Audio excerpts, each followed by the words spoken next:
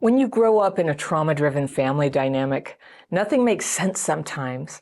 And people, they lash out, they blame you, they attempt to control you, and then they act like everything's fine and they deny anything is weird at all.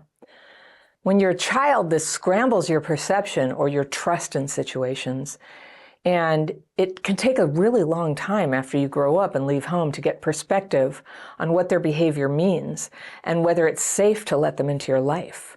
So my letter today is from a woman I'll call Sean, and she writes, "Dear Anna, recently my parents, who divorced about 15 years ago, have manifested an interest for a kind of reconciliation, my father especially.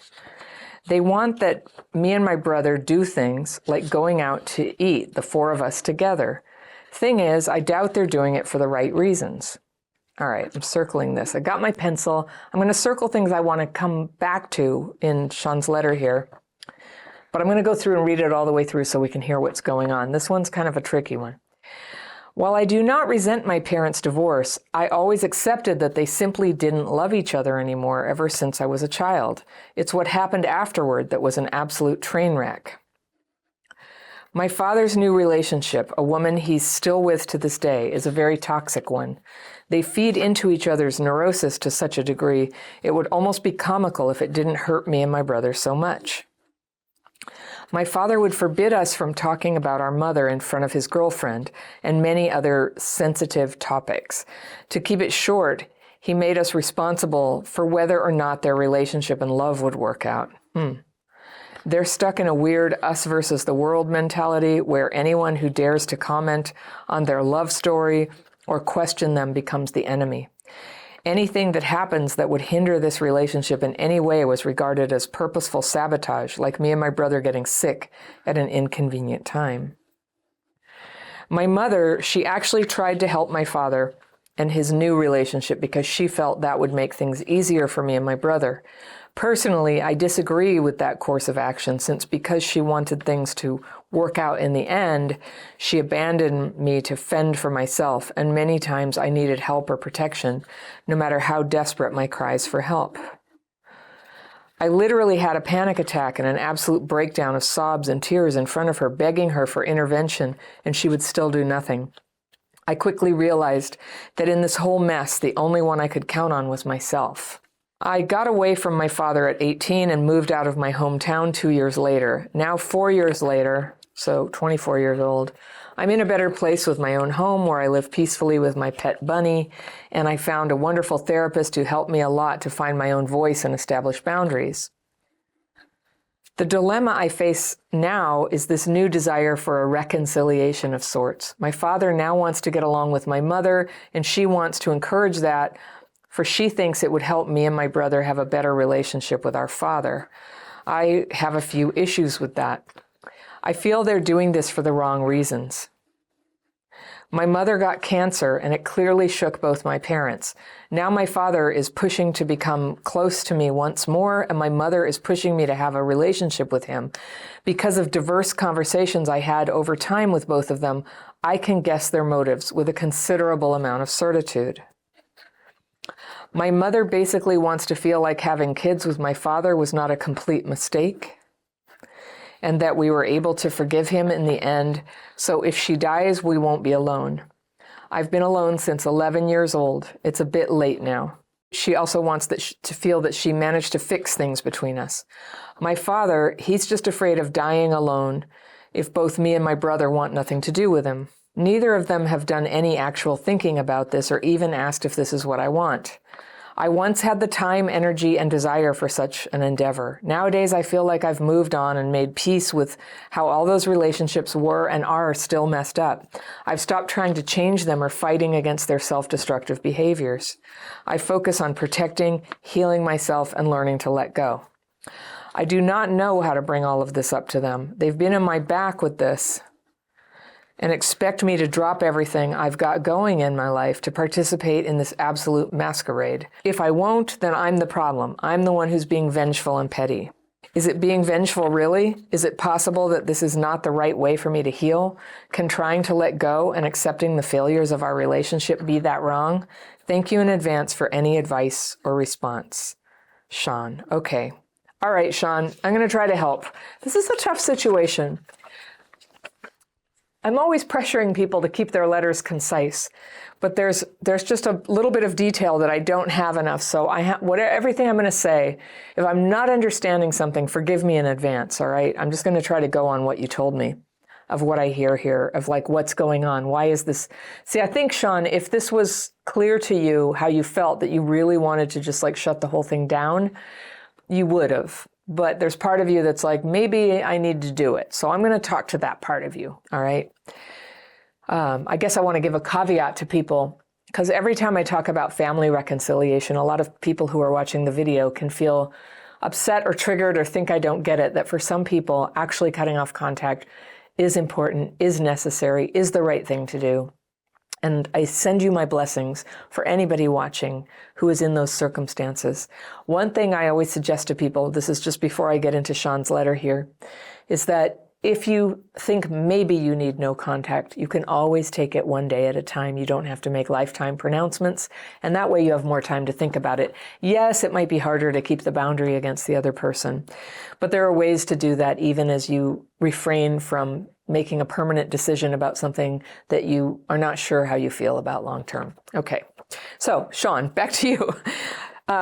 So in your letter, you said that the parents suddenly want to do this thing where the four of you hang out together. And that, immediately I thought of the time when my dad was dying. My dad died when I was 15, and we found out he was going to die when I was 13. My parents hated each other and had been divorced, and we lived in another state for years at that point. And all of a sudden we started all hanging out. And it was very scary and stressful for me because I had never known a time when my parents didn't make everything miserable by being together. My dad died when I was 15. He had ALS. So there were about 2 years when we knew for sure that he was dying. And then he did. And it was a really tough period. But here's something that radically changed is my dad, who had always been very, very angry towards my mom. And, kind of like he always really loved me and my sister. He was really into us. It was a complicated feeling to be with him and to love him because he did always talk crap about my mom, like really bad things. And he wasn't able to put together appropriate kid things to do. Sometimes yes, sometimes no. And I think he was really nervous all the time about whether he was doing it right. And so I developed a little bit of codependence around that to try to help him feel like it's fine, you're doing fine, you're great. And it really got in the way of me just experiencing his love. And I'm happy to tell you, like, I'm way older than you, Sean. It took a long time in my life, but eventually I did feel the love there. And so I'm going to talk to you a little bit from that point of view, like from everything you've been through and how crazy things are between them and how hard to interpret, and you're having to guess what their reasons are and maybe even read minds about it because their motives are not clear. I just want to talk to you from like future world, where sometimes it's nice that you had a little time for everybody to sort of patch things up. And I do hope that's what their motives are, despite what you think. I do hope that that your mother having a cancer scare is what prompted that. That's why I'm relating to that. If that's the thing that precipitated this, we got to spend time together. It sounds to me like, and again, I don't want to invalidate your experience or your concerns about it, but you asked, and so I'm just like, okay, I'm looking at this from this perspective of like what's going on with your parents. Like you're about the age of my kids, so I'm about the age of your parents.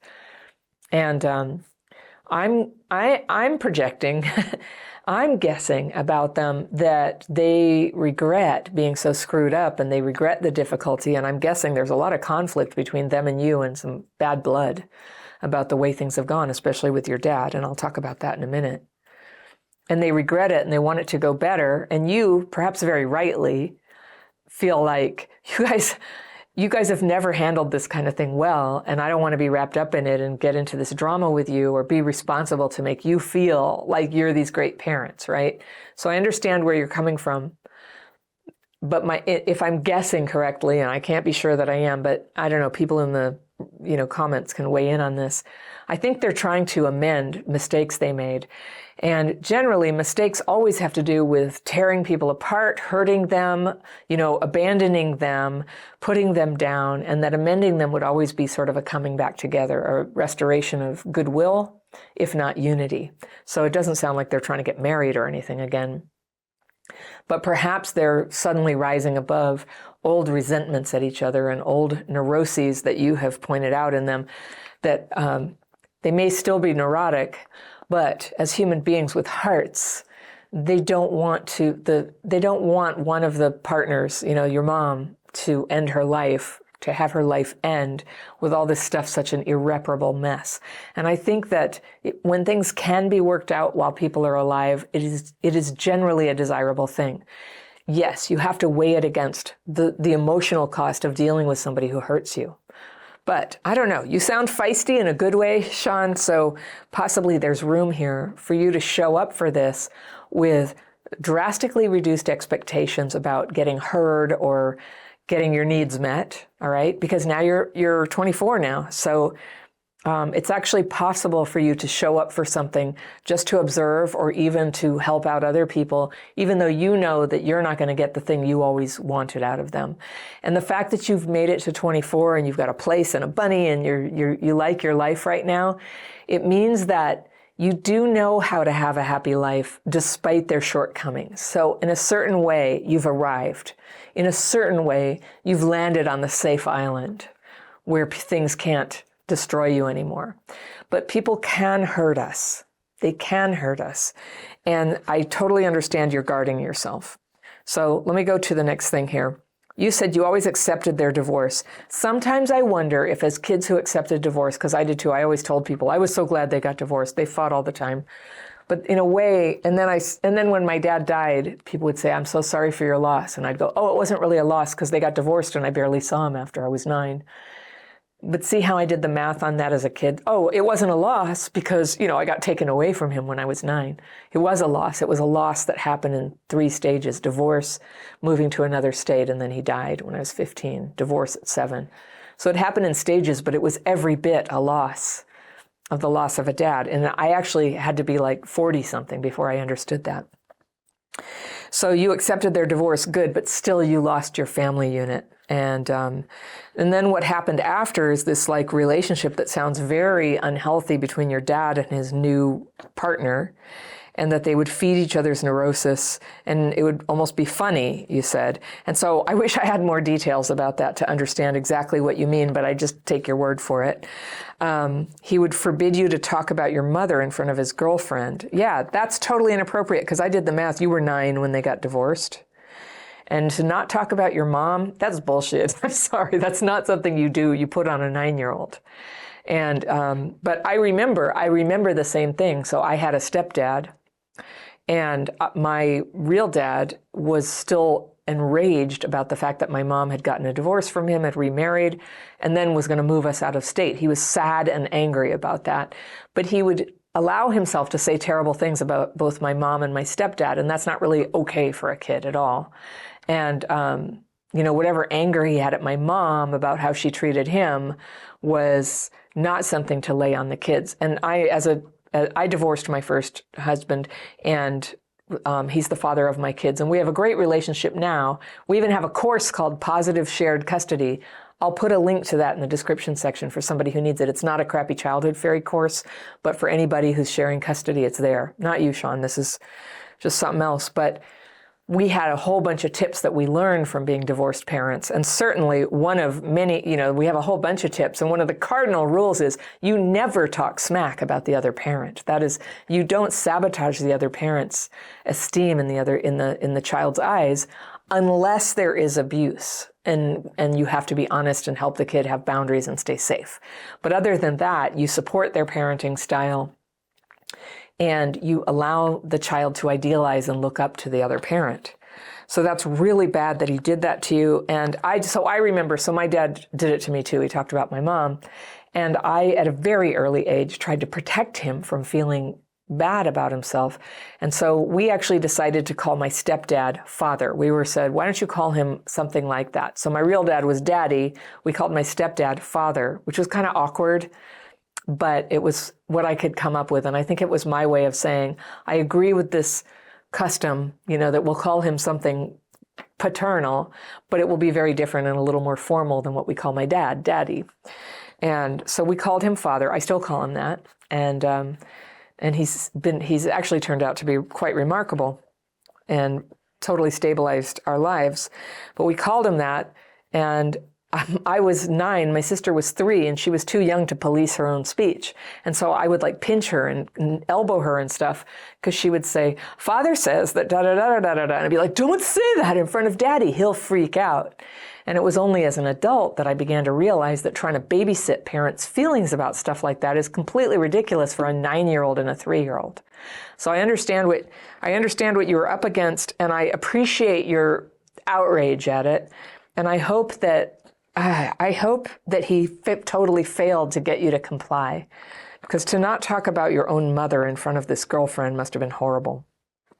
And especially because what you sensed about it, even as a child, is that it was too sensitive a topic, that you were responsible on whether their relationship and love would work out. So I'm reading between the lines. I would love to have heard the details here, but I'm reading between the lines that he's like, you being you having a relationship with your mother, you feeling hurt and disappointed about all of this. And probably if you were a normal kid, you had misgivings and you were wary about this stepmom, right? This girlfriend of your dad's taking your mom's place.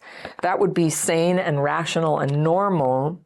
And it can be really hard, actually, as a mom who dealt with that. My son was very upset when I started dating my husband.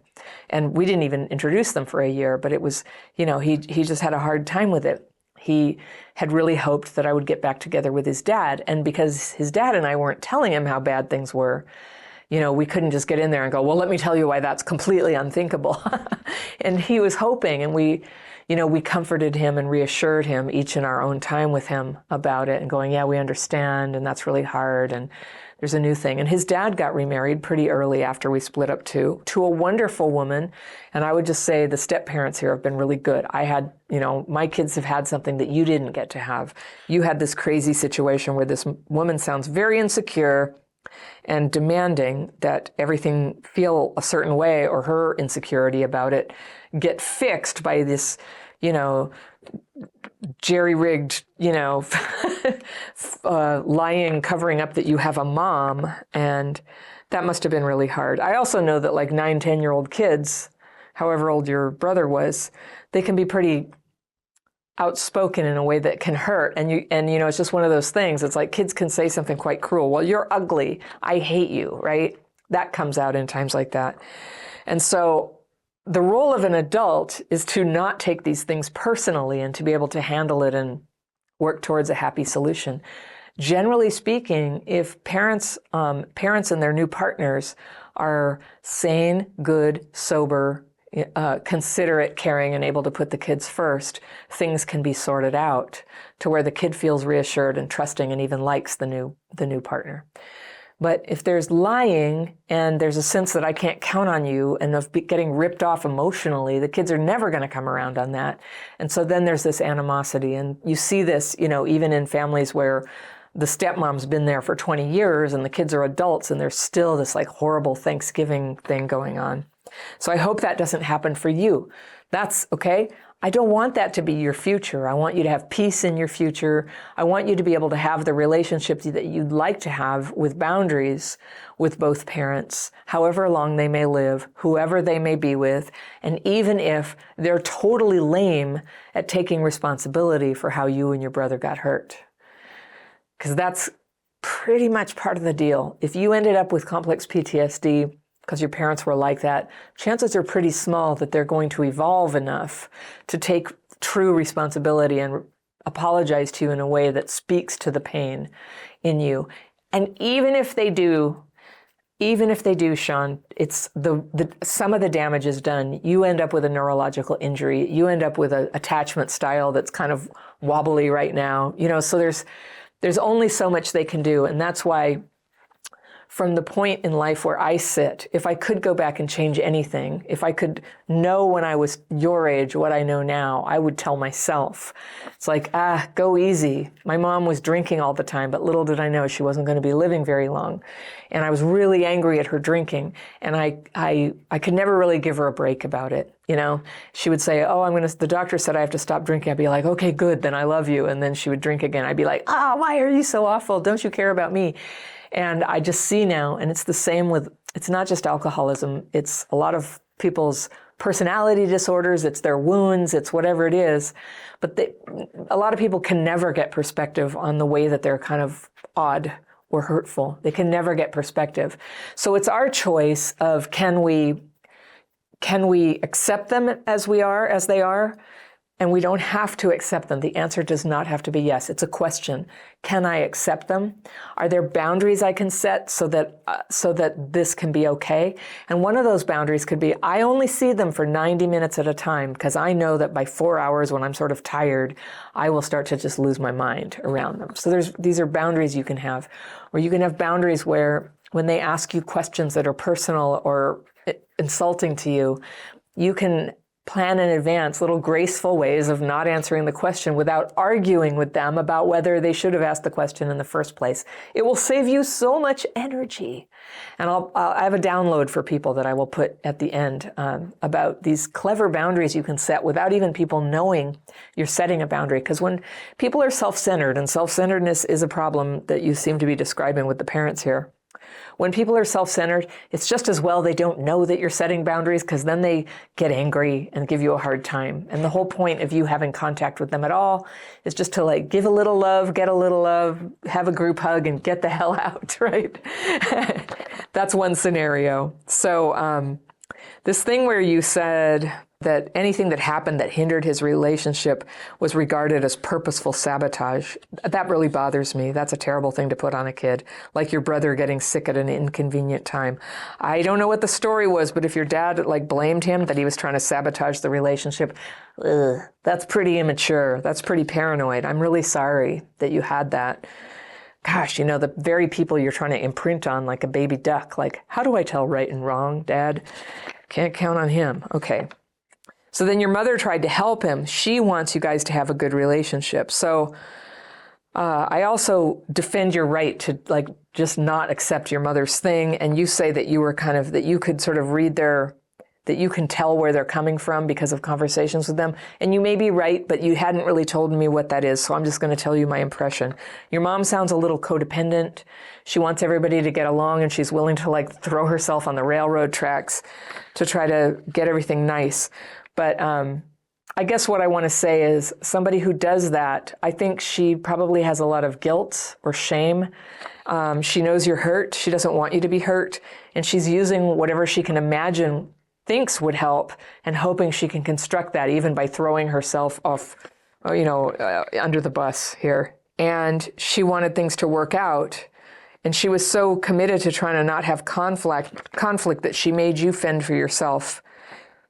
And you cried desperately for help and had panic attacks and breakdown and sobs in front of her, begging for intervention. So actually I feel like there's a little piece missing. I think what you're saying is when you were a kid and you were visiting your dad during his time with you, it was horrible and you begged her to make it stop. And she either couldn't legally or she wasn't willing to have the conflict with him to make it happen. And your feeling that you were left with, I think what you're saying is that it was more important to her to people please him or to feel like a good person than to help you out of that situation. And if you were having panic attacks and begging for help, I agree that your emotional needs were not met. That is something to take seriously in a kid. It's also a very hard situation. I know there are parents in that situation watching, and it can be a very hard situation where you are obliged by the courts or you just know the kid is grieving right now and you have to support the other parent in having a relationship. It's not uncommon in divorces that there's this kind of thing going on. So it's a tough situation. It doesn't excuse her abandonment of you and what you needed in that moment. It just sounds like she's trying to keep the peace at any cost. And I don't know, I feel sorry for her. I feel sorry for her. And she knows it hurt you. And it sounds like she's not able to have enough insight or articulate clearly enough that she gets it and she wants things to be different. She's trying to force this family reunion. So here's what I'm getting at. I think the family reunion isn't necessarily evil. I just think given the level of distrust with your mom and your dad for their respective reasons, for your reasons about them respectively, this is a very challenging ask. And you don't trust it, and I get it. And now with your mom's having cancer, I don't know if she still does, if she's out of the woods, or if there's a fear now that she's not going to make it. This is also a trauma thing where you have to use mind reading to understand their motives. So you said, I can guess their motives with a considerable amount of certitude. I'm sorry you have to guess their motives. I hope they tell you their motives, but even if they tell you, you probably don't believe them based on the past. So you think your mom just wants to feel like she didn't make a complete mistake. Okay, don't be mad because I'm validating you. I think this is a very hard thing. But I think that when you screwed up having kids and a marriage and everybody got hurt in the deal and it's just she sees how much pain it's caused, I don't think it's crazy of her to want to feel that it wasn't a complete mistake. She wants to redeem her mistake. I think there is a good motive there, even if you don't trust how she does it or what's going to come of it. It's a good motive. And it's generally like in the scheme of life, like may everybody have a little more of that, a little more healing around relationships, a little more forgiveness, a little more, making things better. That would be a good thing. And then for him, he's just afraid of dying alone. And from what you've told me, I think that's possibly true. He doesn't have a great track record of being aware of your needs or your feelings. But out of mercy, out of just sheer pity and mercy, you can show up and allow people to have this time together. You can also say no. Let's talk about you saying no. You can say, and I would really encourage you, stay away from any mind reading in it. Whatever they've told you are the reasons, at least pretend to take that at face value. Talk to them about the concerns they told you and just say, I know you have good motives for this. I've just decided this, I don't really want to do that right now. And I can talk to you or you about this, but I'm not really comfortable doing this right now. And you don't have to get into, because I don't trust you, because remember all this stuff you did, and do you know how crazy it was, and how come you never paid attention? And Mom, why didn't you get me out of there? All that stuff that you want to say. Like right now is not the time. There's some sort of delicate question that they're trying to do, and you get to say no. But I teach this thing called ninja boundaries, and ninja boundaries are where you get what you need, which is space from something that you don't want to be part of, or people you don't want to be connected to, or at least somewhat, or all the way. You get to decide. So ninja boundaries, you have that, but you don't simultaneously try to work out or, get some big meaning with them out of it. So an example of this outside of family dynamics is, let's say you had an employee and you realized that they just really sucked and you needed to fire them. And you knew that you were never going to work with them again. And when you brought them into your office to tell them, I'm sorry, we have to let you go, you don't have to tell them the 100 reasons why they suck. You tell them enough information. The job performance just wasn't where we needed it to be. Whenever possible, you don't want to hurt people. And I know some people will say, no, people who perpetrate harm, they need to know. People who perpetrate harm and who are kind of neurotic, they can't use that information for much except for maybe to give you more problems. I'm just saying, to be practical, to realize that sometimes people who recommend, have a confrontation, tell them how you feel, they're imagining what it would be like in their family. They don't know what it's like in our families, that maybe that's not the best thing to do. So you get to decide that. You can decide in little increments. You can tell them a little bit and see how it goes. Take a day off, tell them a little more. You get to do that. You get to tell them nothing. You get to go say nothing and just be a good girl and go show up for this foursome dinner. You can do it any way you want. Whatever you do, I just want you to know you are okay. Your choices are legitimate and you can change your mind. I would just caution you against whatever you decide, like, I'm going all in, I'm going to be this way forever.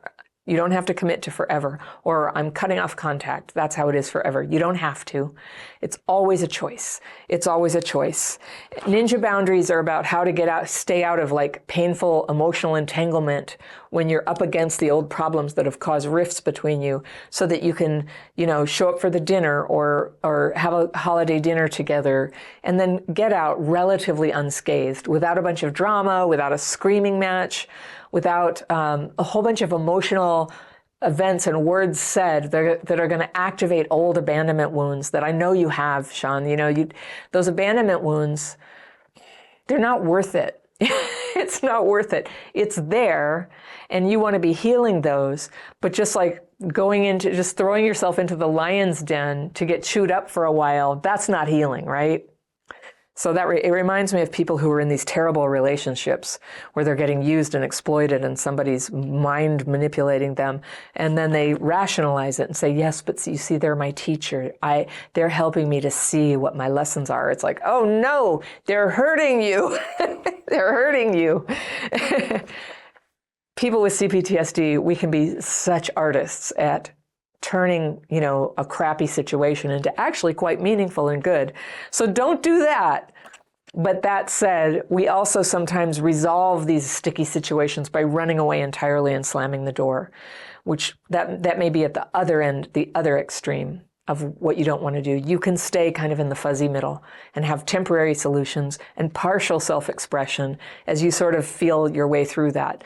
Two things that can make it really helpful to navigate times like this, one day at a time, is the daily practice that I do. It helps you take those fearful and resentful thoughts, and fearful and resentful, those are the like general categories of emotion that we use in that technique.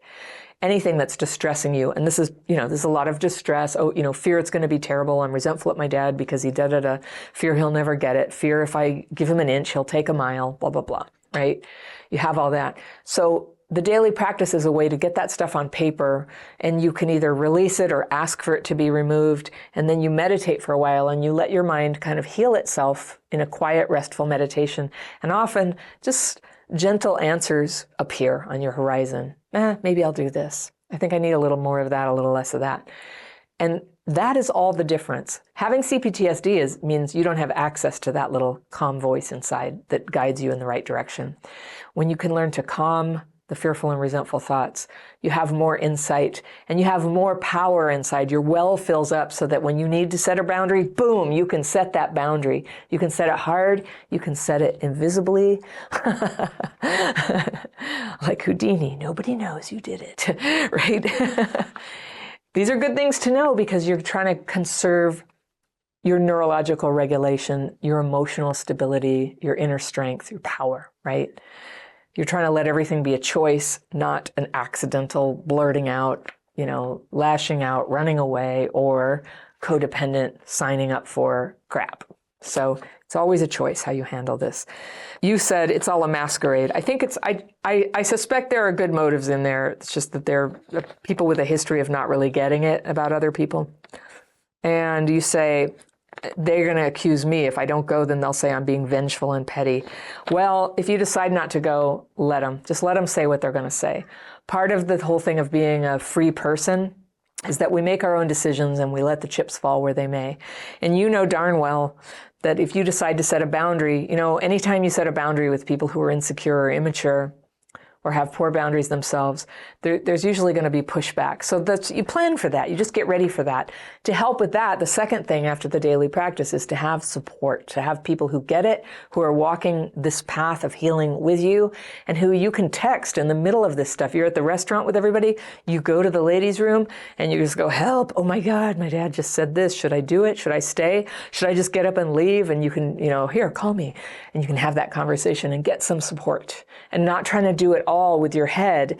Because you know why? Because if you have childhood PTSD, when you're in stressful situations like that, it's really hard to think. It's hard to see your choices. It's hard to be fair to yourself or other people. And that's when things start getting very black and white. I either have to completely stuff down my feelings or I have to run away. Often with support, you can see that there's a whole spectrum of ways of handling this.